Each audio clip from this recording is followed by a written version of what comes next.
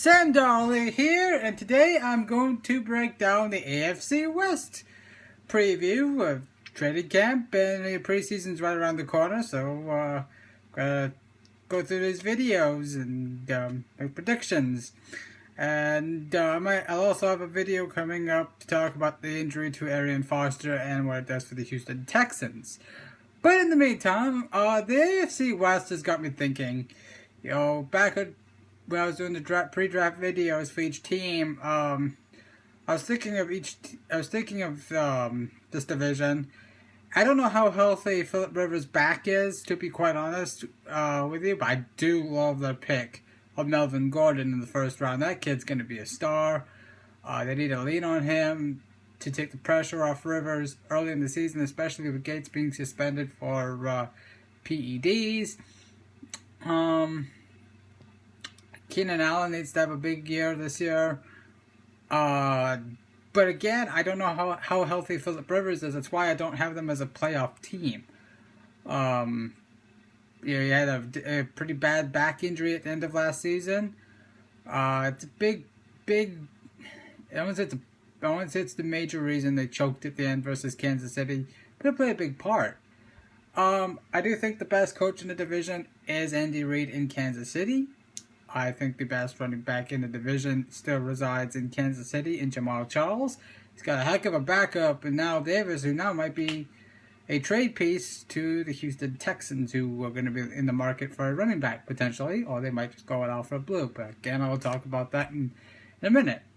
The favorite to win this division, in my opinion, is the Kansas City Chiefs, and it should be the Kansas City Chiefs. They had the number one receiver, which they so dearly lacked last year.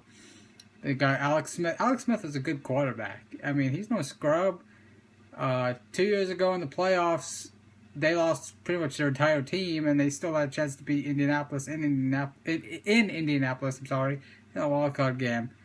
Andy Reid's a big part of their success. I mean, he took the NFC East with Philadelphia 5 times, took them to 2 NFC Championship games, and 1 Super Bowl appearance. In this division, he is the best coach. Mike McCoy, behind him in San Diego, is the second best coach in this division. And then I gotta go with Jack Del Rio in Oakland, and based on my experiences being a Texans fan, seeing Gary Kubiak as a head coach, I would say Gary Kubiak is the worst head coach in this division. The team I think will have catch people's eyes is the Oakland Raiders. I don't think they'll be as bad as they've been over the last half decade. They've got a good young quarterback in Derek Carr. They seem to be building on the right track. They've got Amari Cooper. They've got Khalil Mack, Latavius Murray. They've got some pieces over there. They got some real nice pieces over there for the future. And Jack Del Rio is a heck of a coach. People in Denver will say he's a terrible defensive coordinator. Well, Jacksonville has absolutely sucked since he left. He's the only Jaguars coach, I think. Yeah, Tom Coughlin got them to the playoffs, and then outside of Tom Coughlin, Jack Del Rio is the only coach that took that franchise to the playoffs. And since Jack Del Rio's left, the Jacksonville Jaguars have been irrelevant. I think he's a heck of a coach. I think he'll get the Raiders to a 6-10, 7-9 record. They're not quite yet. They're not quite there yet. They're heading in the right direction. They're built to win this division in the next couple of years. They'll be, if they keep building correctly, that is. If they keep building correctly, they could be the class of that division. Because Phillip Rivers is going to get older. Antonio Gates is going to be done soon. Peyton Manning is done. And like I said, Gary Kubiak's the head coach in Denver. You don't know. Well, none of the Chiefs will be around. The Chiefs will still be a dangerous team. It's a toss-up division in my opinion, but I still think I picked the Kansas City Chiefs to win it. From the simple standpoint, I think Alex Smith being healthy, coming back, he had a pretty bad injury at the end of last season. They got Jamal Charles healthy. They've got Al Davis. Like I said, he's a backup running back. He could be on the trade market now. I don't think it's just rumors. Just It's just me giving ideas. I'm not saying he's going to be on the trade market. He may be, he may not be. I do think he's going to be a star. I do think he should have a shot to be somebody's number one option next season. Because when I watched him last year, he could flat out run. He's dangerous in the passing game. I mean, pass protection he could probably get better at. But he's not a bad option behind Jamal Charles. I mean, you got him and Jamal Charles and Al Davis, and then on the outside you got Jeremy Maclin, who had success in Philly under Andy Reid. He had a healthy season last year, and he got paid pretty nice money from the Kansas City Chiefs. And they talk about their defense. I think their defense outside of their front seven is quite soft. I don't know how healthy Eric Berry is football-wise. It's good to see him back, though. It's good to see him back in football activities after being diagnosed with lymphoma. It's good to see him back. It's great. As a football fan, that's wonderful. And I was happy to see David Quessenberry of the Texans. He battled lymphoma too. It was good to see him get back. He's on his way back to the Texans. Seeing that with Eric Berry now, and it's good. It's good these guys are. It's good to see these guys. Hopefully, these guys can stay healthy because Eric Berry's a heck of a player, and it's good. It's good for the Chiefs to have him back, but it's also good that he he can get a chance to get healthy and do the things that he loves to do again. The Denver Broncos are in between a rebuild and a reload.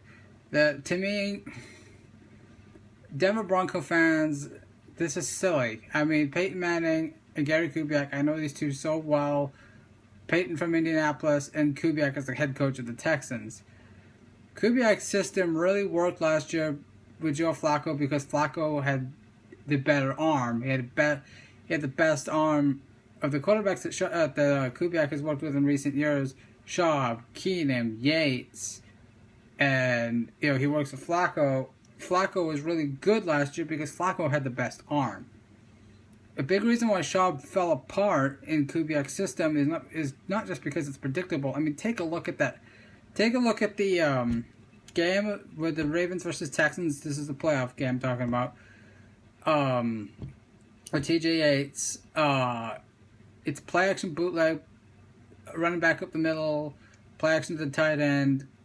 I mean, it's all the same plays. It's the same plays. You cannot audible. This is going to be a problem for Peyton Manning because, again, I've watched Peyton Manning for pretty much his entire career in Indianapolis. He likes to audible. He likes to have control of the offense. He's not going to have that control with Gary Kubiak. And no matter how many times people try and say, hey, this is going to work, it's not going to work. I know it's not going to work because I've seen these two guys. These two guys are control freaks. They are. Peyton Manning's going to want to have control of the offense, but so is Gary Kubiak. Defensively, I think they'll be fine. DeMarcus Ware and Von Miller, well, with those guys in the playoffs last year, those guys disappeared. They lost a ton. They lost Raheem Moore. I believe they lost Pot Roast too. Yeah, they lost Pot Roast. They lost Julius Thomas. That guy's a matchup nightmare in the middle of the field.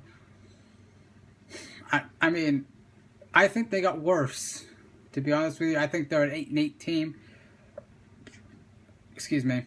I don't think they're gonna. Excuse me. The only person that really benefits from the hiring of Kubiak is C.J. Anderson, and to me, John Elway's ego will not let him say to the veteran players like DeMarcus Ware and Emmanuel Sanders, "Hey, Peyton's got nothing left to give. We're gonna have to rebuild." And really, realistically, Peyton Manning is 39 years old, and I know people are gonna say the injury to his calf really played a big part in his struggles last year. I've seen guys with low body injuries play, and I can tell when they're bothered by something, by an injury. If Peyton Manning was really, really bothered by something, don't you think he would have shown it? I mean, Peyton Manning, from watching him over the years, he's one of those guys, if he can't produce the way he wants to produce, he won't be on the field. So he felt like he could produce the way that he's capable of producing. I feel like this is going to be a disaster. I really I don't want to tell the realistic expectations for the Denver Broncos is 8-8. I mean, you hired a new coaching staff, you've got a whole new system, and a head coach that couldn't handle the pressure in Houston. As you know, after taking them to the playoffs in 2011 and 2012, 2013 was exactly what this Broncos team was, and that Super Bowl bust. And Kubiak couldn't handle that pressure in Houston. Schaub caved, and a big reason why Schaub caved in Kubiak's system is not just because of the predictability, but because of the lack of arm strength. In Schaub's early years with the Texans, he had a pretty good arm. But then, after 2012, for whatever reason, his arm just went. Like, it was shot. There was no arm. There was nothing left in his arm. Like, he didn't have enough arm strength to throw the ball 20 plus yards down the field without it hovering. I don't think Peyton has enough arm strength left. And to be honest with you, a big reason why I think the reason John Fox was fired is because he told John Elway straight in the eye, "Hey, Peyton Manning is not what he used to be," which he isn't. He wanted to run the ball more. And John Elway wants Peyton Manning to throw the ball more. And, again, Kubiak in Houston, his best season was 9-7 before he hired Wade Phillips. And that wasn't even Kubiak's decision. That was Bob McNair's decision. Bob McNair told Kubiak, "Hey, you need to go get a defensive coordinator or else I'm going to fire you." And so they made the changes to go get Wade Phillips. And obviously Wade Phillips got J.J. Watt in Houston. So thank you, Wade. Wade Phillips' defense, I mean, it starts off great, but then after a while, like Kubiak's system, it's so predictable. You just know what's coming. And again, I could go back and watch that Baltimore Ravens versus Houston Texans game last year. Kubiak's offense versus the Texan defense. The Texan defense is very, very good. But besides a couple of drives where the Texans just kind of let off the reins a little bit, the Texans defense just flat out shut down the Raven offense because they knew what was coming. They knew where the Ravens were going to go with the football. They knew exactly what they were going to do, where it was going to go, who was going to catch it, what the route was going to be. I mean, again, Kubiak likes to have control of the offense, and I just don't see it working with Peyton. I don't. And San Diego, and the only reason I don't have San Diego as a playoff team is because I don't know how well Phillip Rivers is doing after his back injury. If he is healthy, yeah, they're a playoff team. They'll probably give the Chiefs the most trouble for that division. I love the pick of Melvin Gordon. I really do. They've also got an underrated defense out there in San Diego. Mike McCoy's done a pretty good job with that team. Done a pretty good job rejuvenating Phillip Rivers. Finding a quarterback in the draft is not easy.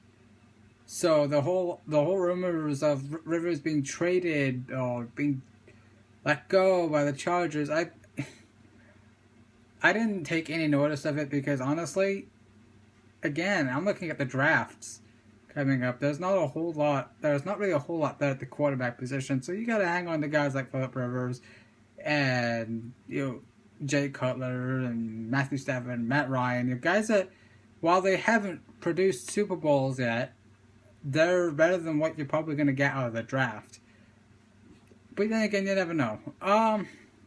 The Raiders are I would say the Raiders are 2 years away. As I said in the pre-draft video, their offensive line I still think needs some shoring up. Latavius Murray's a heck of a running back. I like the way they're building. I think they're heading to become the class of that division. I really do. Just looking at Phillip Rivers is back. Peyton Manning is toast. They're not going to be bad enough to get a top pick in the draft. So they're not going to be in position to take a quarterback, or at least a potential top quarterback in next year's draft. And okay, while I'm saying there's not a potential franchise quarterback back, I still think some of those quarterbacks, like maybe a Christian Hackenberg or a Connor Cook, is a whole lot better of an option than a Brock Osweiler. Because if Brock Osweiler was really the future of the Broncos, I think he'd be taking over for Peyton Manning right now. I don't. C.J. Anderson's going to be a heck of a running back. He's a heck of a. He was a. I'd see this is going to be my next video with the Texans. These running backs, running back shelf life is very, very short. And you pick up these kids from college, and they become stars. Or you pick a kid off the practice squad, and he ends up becoming a major star, one of the top running backs in the league. You just don't. I mean, running back position, you just don't know. You can find that it's one position where you can find the diamond in the rough. It's the quarterback position is one of those positions that you rarely find that diamond in the rough. You rarely find that guy that makes you go, well, that guy I didn't know was going to be a star, but he did, and he became one. But C.J. Anderson, Kubiak's system does produce top running backs. I mean, Slayton, Foster, and even Justin Forsett had a monster season last year. So I think he'll benefit from Kubiak's system. I just think Peyton Manning is. I just don't see that relationship working. The Chiefs, I still think. I mean, they're missing a couple of pieces to be a legit Super Bowl contender. But if Macklin is healthy, they've got a vertical receiver, they got a defense, they got one of the top running backs in the league, and they got one of the best coaches in the NFL. They'll have a shot to get to the Super Bowl. They will win this division. I got them at 12 or 13 wins this season. I think they'll improve on. I think they'll do a lot better than 9 wins last year. But I definitely feel like they're the best team in that division, and I haven't changed that since the draft. They are probably, unless Phillip Rivers can prove that he is 100% healthy, I got to go with the Chiefs. I got the Chiefs at 12, 13 wins. Then I got the Broncos at 8-8, and then the Chargers at 7-9. And it's going to be a neck and neck race after the Broncos 8-8, Chargers 7-9, 7 or 8 wins for the Chargers too.